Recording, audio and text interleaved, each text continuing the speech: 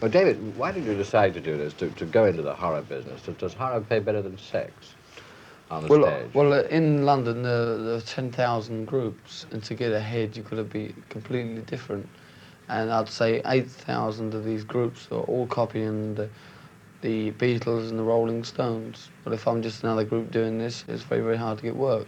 But if you're completely different, which I like to be different, I just hate to go on stage and people say, oh, he's copying so and so.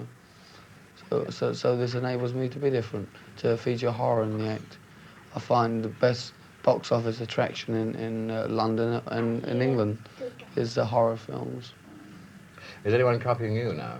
Oh, there's quite a number of groups copying, featuring monsters. There's the Mersey Monsters, Frankenstein and the Monsters, and they're all doing a Lord Sutch act to the public, so they just give me a free advert. And why the Lord? Well, the top hat and tails a feature in one of the acts, which goes very, very well. They like to see this, what's classed as snob dress in England. The kids love to see someone in a snob suit singing rock and roll because it's complete reverse. It's utterly ridiculous. This is a sort of ultimate absurdity of rock and roll. Yes, well, it's a way of rebelling, I suppose. They say it this way. They like to rebel against society and things, and if they see someone with top hat and tail, they think they may be taking the mickey out of the upper crust, maybe. What did you do before you came into show business, before you started to sing? Well, I used to be a car salesman directly before, but I was in a tennis ball factory and a sheet metal workers factory and things like this. And how did you begin? Did you begin as a straight singer or as a straight rock and roll singer? Well, believe it or not, I began the career like thousands of others. This was 1959. The trend then was Cliff Richard and the Shadows and Elvis Presley. There was about 5,000 groups copying the Shadows and Elvis Presley. So I was just one of many. I got up to do an Elvis Presley takeoff, and after about 8 other acts had just taken off Elvis Presley, the crowd were rather bored, as you can imagine. So halfway through the numbers, they got slightly bored and they started to talk and take no notice. With this, I got a little bit wild, you know, not actually with the crowd, but with myself. I'm not going over to the crowd. And I got a bit more wilder and my hair started to fall down. And when my hair fell down, they just stopped dead. They stopped talking, dancing, they just all gawped at the stage. Well, and then at the end of the number, there was a great cheer, so I thought, this is it, there's something different here. So the next week, I come back with an old fur coat and top hat and made this ridiculous gimmick type act. There was a lot of news over here about you when you stood for Parliament. Now, how serious were you about this? Well, as myself and some students... Was this a publicity gimmick or a publicity gimmick, say, plus something else? No, we was pushing the policies which we stood for and bring them out on a national basis. What were your policies? Well, votes for 18. If you've got a cat, why shouldn't you have a licence for that if you have to have a licence for a dog, you know, and things, silly things like this.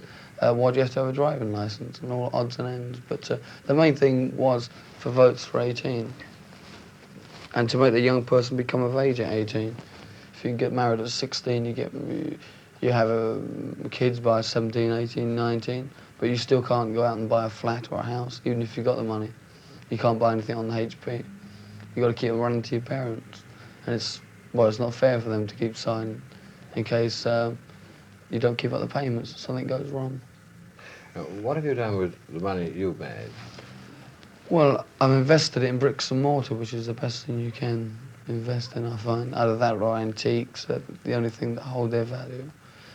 And I bought a large house. I could have had a smaller house. There's only myself and my mother. But we decided to get a great big house. The laws be worth money. And we paid 15,000. That's sterling. And it's rather a large place for two, but we've got an uncle who stays there now. David, how were you living before you moved into the big house?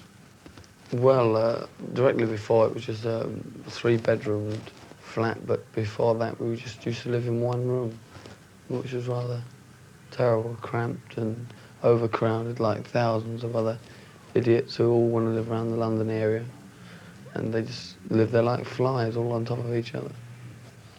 It is ridiculously cramped atmosphere everywhere. How many of you were living in one room?